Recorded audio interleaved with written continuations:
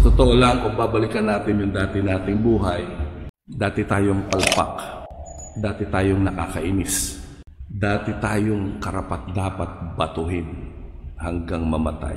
Kapatid, kung may putik ang kapatid mo, hugasan mo, huwag mo nang dagdagan. 1:8-7b. Kung sino sa inyo ang walang kasalanan, ay siya maunang bumato sa kanya.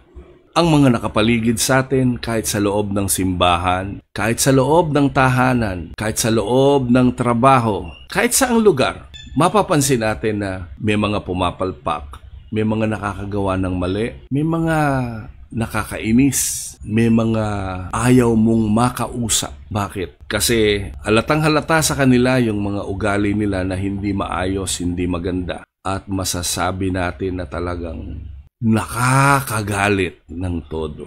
Dito po sa talatang ito, kung babalikan po natin, ito po ay patungkol sa isang babaeng makasalanan at nais ng mga tao na batuhin ito hanggang sa mamatay dahil sa kanyang kasalanan, dahil nakakaapekto siya sa paligid, dahil nagkakalat siya ng kasamaan, dahil sa kanyang nakagawi ang trabaho.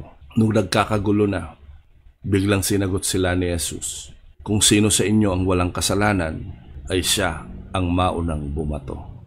Sa totoo lang, napakadaling manalangin at napakadaling magmisyon. Pero minsan ang nakakalungkot, gusto nating magbago ang mga nakakulong, gusto nating magbago yung mga tao na malayo na nakikita natin, napapanood natin sa TV na masama, sabihin na, Panginoon, baguhin mo po siya. Pero ang nakakalungkot na nakatotohanan, yung mga pumapalpak sa loob ng simbahan, yung mga pumapalpak sa loob ng pamilya, yung mga pumapalpak sa mga kaibigan mo, sa mga kamag-anak mo, kadalasan, hindi natin sila ipinapanalangin, bagkus pinagtutulong-tulungan pa. Kapatid, kung may putik ang kapatid mo, hugasan mo, huwag mo nang dagdagan.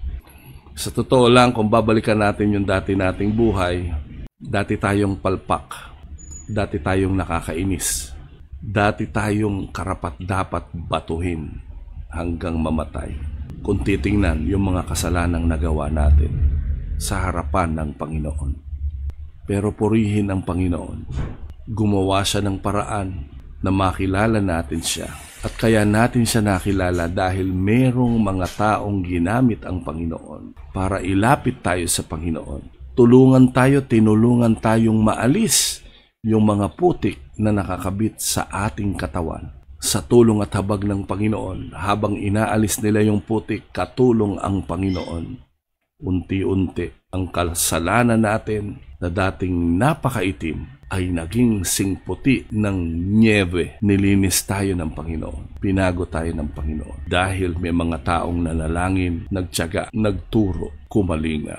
Pero ang dalangin ko lang, hilingin mo sa Panginoon, Panginoon, alisin mo po yung mga sakit, alisin mo po yung sama ng loob, alisin mo po yung galit, at tulungan mo po ako, mapatawad ko ang taong ito, at gamitin mo ako, o gumamit ka ng mga tao, para katulad ko, makakilala din siya sa iyo. Maibigay niya ang kanyang buong buhay sa iyo upang unti-unti hanggang sa iyong muling pagbabalik ay matagpuan mo siya na singputi ng niebe, wala ng kasalanan at sa pagkakataong makagawa ng kasalanan ay marunong nang humingi ng tawad sa kataas-taasang Diyos.